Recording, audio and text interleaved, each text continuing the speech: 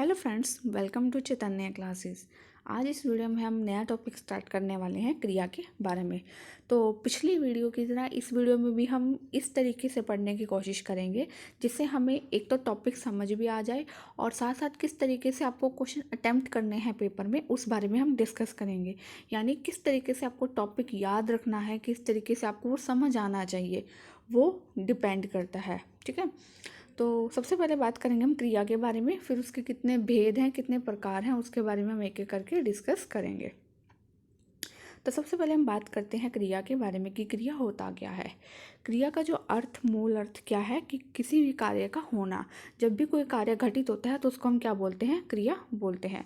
अर्थ क्या है क्रिया का? जो शब्द किसी कार्य के होने की बात करता है, यानी जिस शब्द से हमें पता चलता है कि कोई भी कार्य अभी संपन्न हुआ है या कोई कार्य अभी चल रहा है या कोई कार्य अभी होगा, यानी किसी कार्य के होने की बात जो होती है किसी शब्द के द्वारा, तो उसको क्या बोलते हैं? हम क्रिया बोलते हैं। जैसे जाना, खाना, सोना, रोना, खेलना, तो ये सारी क्या है? क्रिया है। यानी कोई ना कोई कार्य हो रहा है। जैसे कोई बच्चा खेल रहा है तो खेलना क्या है? क्रिया है।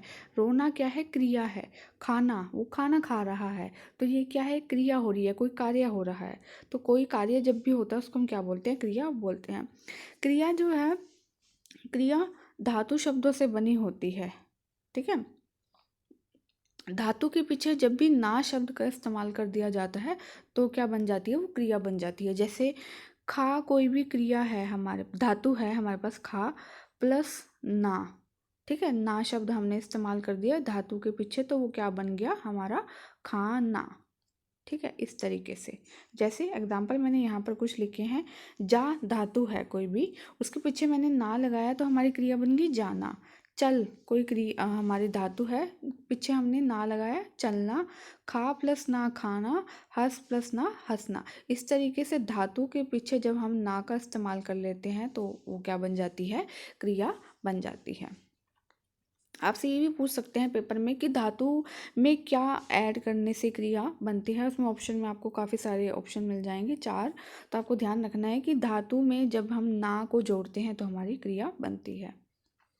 अब हम बात करते हैं क्रिया के भेद के बारे में। तो क्रिया के वैसे काफ़ी भेद है, 2 तरीके से हम भेद करते हैं। सबसे पहले हम बात करेंगे कि कर्म के आधार पर, और जो दूसरा है उसके बाद हम बात करेंगे अर्थ के आधार पर। क्रिया का जो वर्गीकरण किया गया है 2 तरीके से किया गया है, एक है कर्म के आधार पर, एक है अर्थ के आधार पर। कर्म मैंने आपको बताया था, एक होता है वाक्य में कर्ता यानी जो कार्य करता है, दूसरा होता है कर्म यानी जिस पर प्रभाव पड़ता है क्रिया का। ठीक है, जो कार्य करता है वो कौन कहलाता है? कर्ता। और जिस पर प्रभाव पड़ता है, जिसके लिए वो कार्य किया जाता है, ठीक है, या जिसके द्वारा आप कह सकते हो किया जाता है, वो क्या होता है? आपका कर्म। तो कर्म के आधार पर 2 तरीके से क्रिया होती है और अर्थ के आधार पर आपकी 6 तरीके से, 6 या 5 तरीके से क्रिया होती है। वो आगे डिपेंड करता है बुक टू बुक, किसी में 6 है, किसी में 5 लिखा हुआ है। तो सबसे पहले हम बात करते हैं कर्म के आधार पर। कर्म के आधार पर क्रिया जो है आपकी 2 भागों में है, एक है अकर्मक और दूसरी है सकर्मक। तो सबसे पहले हम कर्म के आधार पर ही बात करेंगे। अर्थ के आधार पर मैं आपको बाद में बताऊंगी कि अर्थ के आधार पर आपकी कौन कौन सी क्रिया होंगी। तो सकर्मक और अकर्मक के भी आगे 2-2 पार्ट हैं। सकर्मक भी आगे एक कर्मक और द्विकर्मक आगे इसके भाग हैं, वो भी मैं आपको एक एक करके डिटेल में बताऊंगी। तो पहले हम बात करते हैं कर्म के आधार पर जो क्रिया होती है वो कौन सी होती है? 2 होती है, एक होती है सकर्मक और दूसरी होती है अकर्मक। देखो यहाँ पर जो शब्द आ रहा है अ प्लस कर्म, अ प्लस कर्म। ठीक है, अ का मतलब यहाँ पर होता है नहीं। जब भी किसी शब्द के आगे इस्तेमाल कर दिया जाता है तो वो नेगेटिव फॉर्म में यूज़ होता है, यानी उसका मतलब है कि वो कार्य ना होना, मतलब वो उसके आगे ना शब्द का इस्तेमाल हो जाता है एक तरीके से। अकर्मक का यानी क्या मतलब हुआ? जिसमें कर्म ना हो। और सकर्मक का मतलब है कि कर्म के साथ। स का मतलब होता है साथ। तो सकर्मक यानी जिसमें कर्म होगा और अकर्मक जिसमें कर्म नहीं होगा। तो यहाँ से आपकी डेफिनेशन बन जाती है कर्मक की, जिस क्रिया में कर्म का अभाव होता है, यानी जिस क्रिया में कर्म नहीं होता है वो कौन सी होगी? अकर्मक क्रिया। और जिस क्रिया में आपका कर्म साथ में आएगा, क्रिया के साथ आएगा, वो कौन सी होगी? आपकी सकर्मक क्रिया। या दूसरी डेफिनेशन आप इस तरीके से भी कह सकते हो कि जब क्रिया का प्रभाव कर्ता पर पड़ेगा, क्योंकि इसमें कर्म तो है ही नहीं, तो क्रिया का प्रभाव किस पर पड़ेगा, कर्ता पर ही पड़ेगा, क्योंकि कर्म यहाँ पर है ही नहीं। ठीक है, लेकिन यहाँ पर जो है सकर्मक में कर्म है और इसलिए क्रिया का प्रभाव जो है कर्म पर पड़ेगा। एग्जाम्पल से आपको अच्छे से समझ आएगा कि किस तरीके से क्रिया का प्रभाव कर्ता पर पड़ता है और किस तरीके से क्रिया का प्रभाव कर्म पर पड़ता है। जैसे पहला एग्जाम्पल देखिए आप, राधा नाचती है। यहाँ पर देखो आप एक एक करके सेंटेंस को, जो आपका वाक्य है उसको आप तोड़ो। सबसे पहले हम बात करते हैं राधा की। राधा क्या है, हमारी संज्ञा है। मैंने बताया था आपको पहले वीडियो में, जो चीज़ें जो वस्तुएं आपकी आंखों से दिखाई देती हैं वो क्या है, आपकी संज्ञा। तो राधा क्या है, संज्ञा है। और कौन सी संज्ञा है, व्यक्तिवाचक संज्ञा। यहाँ पर शब्द आया नाचती। नाचती क्या है, आपकी क्रिया। ठीक है, और राधा क्या होगी, आपकी संज्ञा। और है आपका, बाद में हम जब बात करेंगे निपात वगैरह जिसका हम इस्तेमाल करते हैं तो वो है। तो यहाँ पर राधा और नाचती दो शब्द इस्तेमाल किया हुआ है, संज्ञा और क्रिया। यहाँ पर कहीं भी आपका कर्म नहीं आ रहा। ठीक है, राधा क्या है, कर्ता जो क्रिया को कर रही है, यानी क्रिया को कौन कर रही है, नाच कौन रहा है, राधा नाच रही है। क्रिया कौन कर रहा है, कर्ता कर रहा है। ठीक है, यहाँ पर कहीं पर भी कर्म नहीं है, इसलिए ये कौन सा हो गया, सकर्मक हो गया। और क्रिया का प्रभाव किस पर पड़ रहा है, कर्ता पर पड़ रहा है, ना कि कर्म पर। तो दोनों डेफिनेशन से आपको पता चल जाएगा कि ये वाक्य जो क्या है, अकर्मक है, क्योंकि क्रिया का प्रभाव पड़ रहा है कर्ता पर। और दूसरा डेफिनेशन क्या थी कि क्रिया में जो है कर्म होगा ही नहीं, और यहाँ पर कहीं पर भी कर्म नहीं है। एक और सेंटेंस देखिए, राम सो रहा है। राम क्या है, हमारा कर्ता, और सो रहा है जो है हमारी क्रिया। तो कौन सो रहा है, राम सो रहा है। यहाँ पर कहीं पर भी कर्म नहीं है, और क्रिया का सीधा सीधा प्रभाव किस पर पड़ रहा है, राम पर पड़ रहा है। तो ये क्या हो गया, आपकी अकर्मक क्रिया। तीसरा एग्जाम्पल देखिए, राधा अंधेरे अंधेरे से डरती है। तो राधा आपकी क्या होगी, कर्ता, अंधेरे से डरती है। डरती क्या है, यहाँ पर क्रिया है। ठीक है, तो यहाँ पर कौन डर रही है, राधा ही तो डर रही है ना, कोई और थोड़े है। यहाँ पर कर्म तो कहीं है ही नहीं, तो इसलिए जो क्या है, ये अकर्मक क्रिया होगी। क्योंकि डर कौन रहा है, क्रिया का प्रभाव किस पर पड़ रहा है। यहाँ पर डरती है जो क्रिया है, क्रिया का प्रभाव किस पर पड़ रहा है, राधा पर पड़ रहा है, इसलिए क्या है, कर्ता पर पड़ रहा है, इसलिए अकर्मक। अब जबकि सकर्मक के एग्जाम्पल में आप देख सकते हो, पहला एग्जाम्पल है, राधा आम तोड़ती है। ठीक है, तोड़ना क्रिया है, लेकिन क्या तोड़ती है, वो आम तोड़ती है। ठीक है, राधा क्या है, आम तोड़ती है, इसलिए आम क्या है, यहाँ पर कर्म। ठीक है, इस तोड़ने का प्रभाव राधा पर थोड़ी पड़ रहा है, राधा थोड़े टूट रही है। टूट कौन रहा है, आम टूट रहे हैं। तो तोड़ने की जो क्रिया है वो उसका प्रभाव किस पर पड़ रहा है, आम पर पड़ रहा है, और आम क्या है, हमारा कर्म। अगला एग्जाम्पल देखिए, माँ बच्चों को पीट रही है। तो यहाँ पर क्रिया कौन सी होगी, पीट रही है। कौन पीट रही है और किसको पीट रही है, पीटने का जो प्रभाव है वो माँ पर पड़ रहा है या बच्चे पर पड़ रहा है, बच्चों पर पड़ रहा है। क्योंकि पिट कौन रहे हैं, बच्चे पिट रहे हैं, माँ थोड़ी पिट रही है। ठीक है, बच्चों की पिटाई हो रही है, इसलिए जो पीटने का प्रभाव है वो बच्चों पर पड़ रहा है, यानी कर्म पर पड़ रहा है, इसलिए ये सकर्मक क्रिया। उसने मछली पकड़ी। पकड़ी जो है क्रिया, क्या पकड़ी, मछली। ठीक है, तो उसने तो करता है, मछली क्या है, कर्म। पकड़ने की जो प्रभाव है किस पर पड़ रहा है, मछली पर। अब आप सपोज करो कि आपको कुछ भी समझ नहीं आया। ठीक है, आपको नहीं पता चला कि ये किस तरीके से कर्म हुए, या यहाँ पर कर्म कैसे नहीं था, यहाँ पर कर्म कैसे था, नहीं आया। अब एक ट्रिक है छोटी सी, जिससे आपको याद रखना है, जिससे आपके सारे क्वेश्चन सॉल्व हो जाएंगे कि वो कर्मक है, ये सकर्मक है। और उसके बाद जब मैं बताऊंगी आपको एक कर्म है या द्विकर्म है, आपको सिर्फ और सिर्फ एक छोटी सी शॉर्ट ट्रिक याद रखनी है। आपको सेंटेंस देखते ही पता चल जाएगा कि ये जो है अकर्मक क्रिया है, ये सकर्मक क्रिया का एग्जाम्पल है। ये देखिए, अब वो शॉर्ट ट्रिक क्या है। आपको क्या करना है, आपको करना है क्या और किसको से प्रश्न करके उत्तर पूछना है। यानी जब भी आपके सामने कोई भी एग्ज़ाम क्वेश्चन में आएगा, क्वेश्चन पेपर में आपका क्वेश्चन आएगा, तो उसमें आपको क्या करना है, क्या और किसको करके प्रश्न पूछना है। ठीक है, अगर उसका उत्तर आपको नहीं मिलेगा तो वो क्या होगी, आपकी अकर्मक।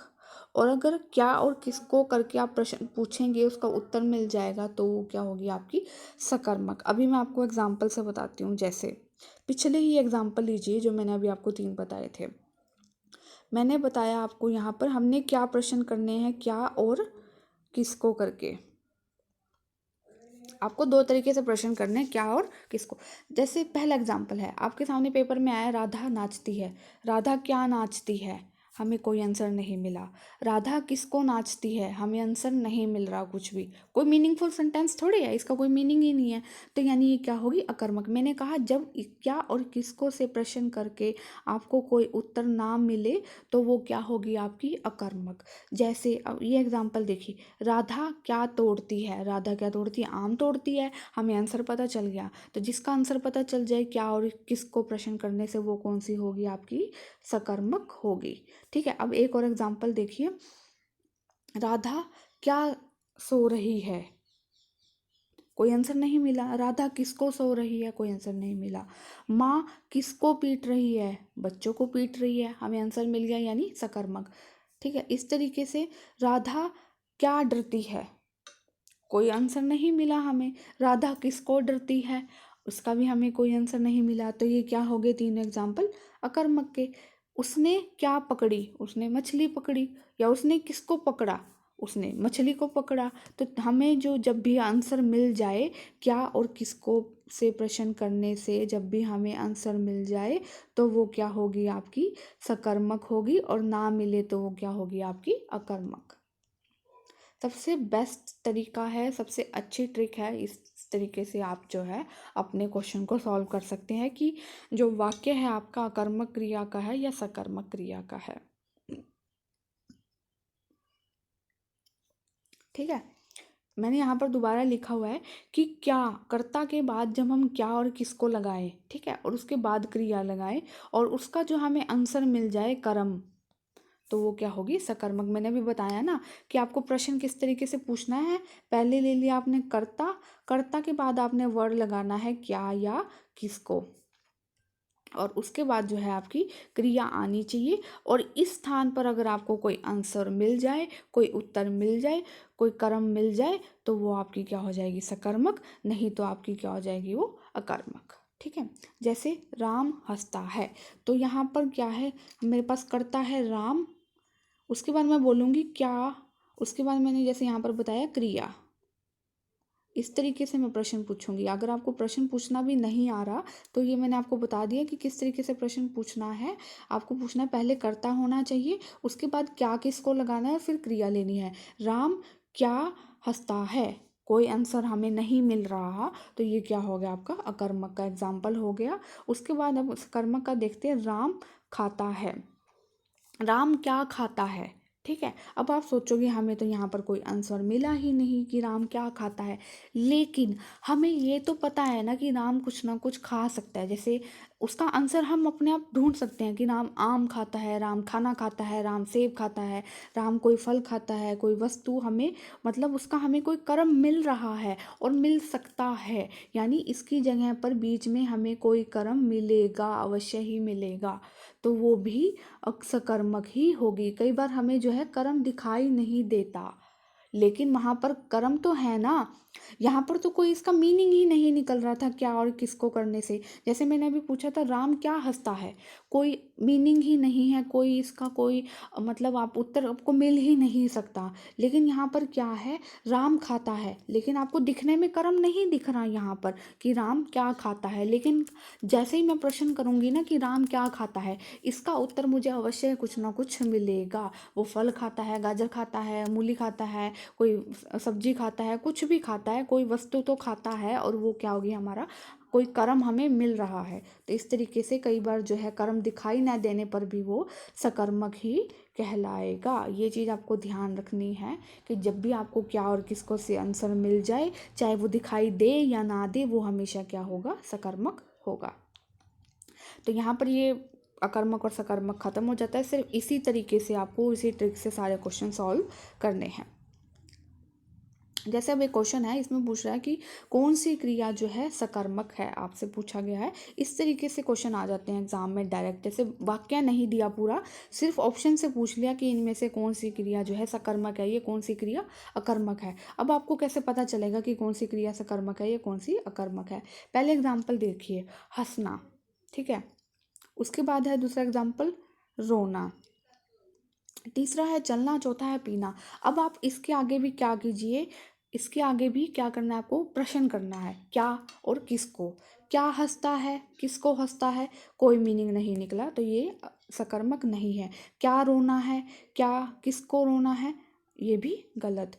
क्या चलना, किसको चलना, गलत। क्या पीना और किसको पीना, इसका हमें आंसर जरूर मिलेगा कि वह क्या पी रहा है और किसको पी रहा है। अब मैं पूछूं वह क्या पी रहा है, वह पानी पी रहा है, वह कोल्ड ड्रिंक पी रहा है, वह जूस पी रहा है, किसको पी रहा है, कोल्ड ड्रिंक को पी रहा है, जूस को पी रहा है। तो मुझे यहाँ पर क्या है, उत्तर मिल रहा है क्या और किसको करने से, किसके साथ, पीने की साथ।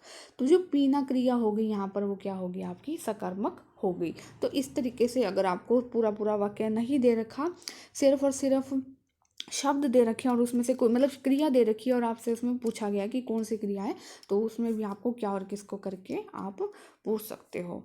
ठीक है। या दूसरा तरीका ये है कि आप कर्म भी लगा कर देख सकते हो अपने आप। ठीक है।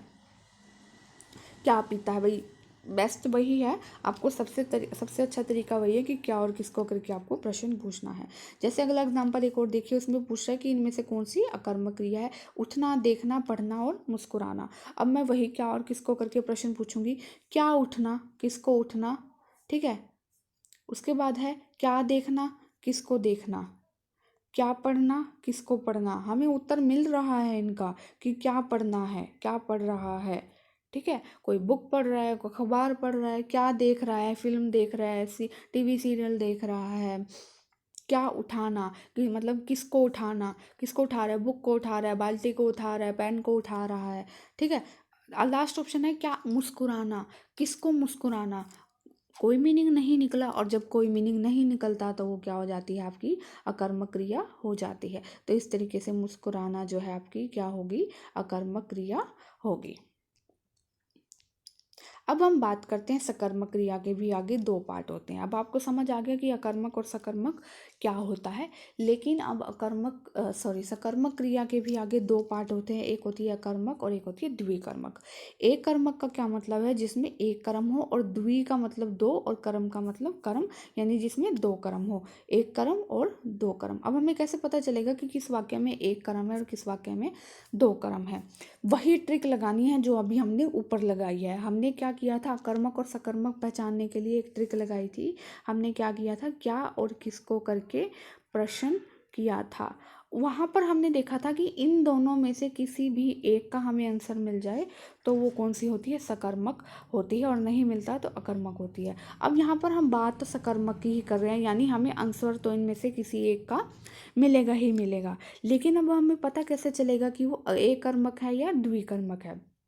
अगर देखो दोनों के आंसर मिल जाए, क्या का भी आंसर मिल जाए और किसको से प्रश्न करने पर भी आंसर मिल जाए तो वो द्विकर्मक होगी, और किसी एक से आंसर मिलेगा तो एक कर्मक होगी।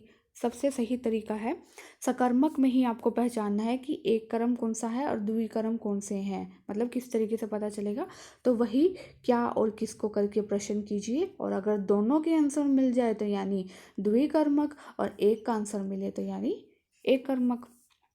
जैसे पहला एग्जाम्पल देखिए, उसने बच्चे को टॉफ़ी दिलाई। उसने क्या दिलाई, टॉफ़ी दिलाई।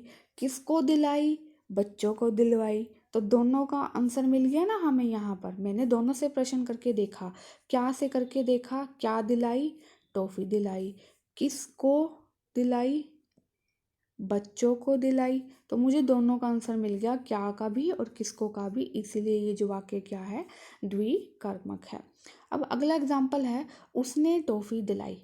उसने क्या दिलाई, टॉफ़ी दिलाई।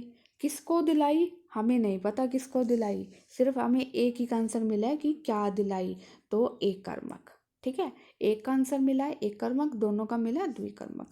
अगला एग्जाम्पल देखिए फटाफट। मैंने यहीं पर दोनों यही लिखा है कि जब क्या और किसको दोनों से प्रश्न करने पर जवाब मिल जाए तो द्विकर्मक। ठीक है। तो यहाँ से आप पढ़ सकते हैं। एग्जाम्पल देखिए अगला फटाफट, कि किसान भैंसों को चारा डालता है। किसान किसको चारा डालता है, भैंसों को चारा डालता है।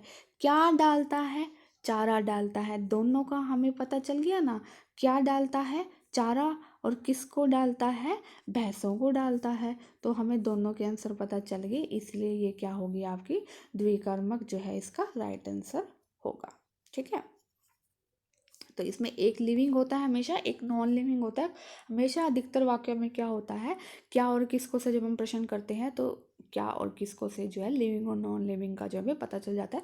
बाकी आपको इन सारी चीज़ों पे ज़्यादा ध्यान नहीं देना, आपको सिर्फ इतना ध्यान देना है आपको सकर्मक और अकर्मक में क्या किसको से प्रश्न करना है। अगर आपको उत्तर मिल जाए तो सकर्मक, नहीं मिले तो कर्मक। और अगर आपको आगे सकर्मक में देखना हो कि एक कर्म है या दो कर्म है, दोनों से उत्तर मिल जाए तो द्विकर्मक, एक से उत्तर मिल जाए तो अकर्मक। ठीक है, तो यहाँ पर जो है आपका क्रिया का एक भाग जो है खत्म होता है, जिसमें मैंने बात की थी आपके कर्म के आधार पर। नेक्स्ट वीडियो में हम बात करेंगे अर्थ के आधार पर। मैं आपको यहाँ पर दिखा देती हूँ, मैंने वीडियो के स्टार्टिंग में बताया था कि हमारे दो तरीके से हमने जो है क्रिया के भेद करे थे। एक था हमारा कर्म के आधार पर, दूसरा था हमारा अर्थ के आधार पर। ये देखिए, कर्म के आधार पर हमने डिस्कस कर लिया है हमारे अकर्मक और सकर्मक। अर्थ के आधार पर अभी हम डिस्कस करेंगे आगे आने वाली वीडियो में। तो नेक्स्ट वीडियो में मैं आपको बताऊंगी कि अर्थ के आधार पर क्रिया के कितने भेद हैं और वो कौन कौन से हैं। ये 5 नाम लिखे हुए हैं कि पूर्वकालिक क्रिया होती है, संयुक्त क्रिया बोलते हैं जैसे हम रंजक क्रिया भी बोलते हैं, साथ ही साथ प्रेरणार्थक क्रिया होती है, नाम धातु क्रिया होती है और सहायक क्रिया होती है। तो ये 5 क्रिया है जो हम नेक्स्ट वीडियो में डिस्कस करेंगे कि अर्थ के आधार पर क्रिया के कितने 5 भेद हैं और वो कौन कौन से हैं और आपको कैसे जानना है। तो अगर ये आपको वीडियो अच्छी लगी है, आपको पसंद आई, आपको समझ आया अच्छे से कि आपको किस तरीके से सॉल्व करना है कर्मक और सकर्मक, प्लीज़ प्लीज़ वीडियो को लाइक कीजिए, अपने दोस्तों के साथ शेयर कीजिए, मेरे चैनल को सब्सक्राइब कीजिए। और अगर आपको कुछ भी डाउट है तो आप मुझे कमेंट कर सकते हैं या मैसेज कर सकते हैं। Thank you.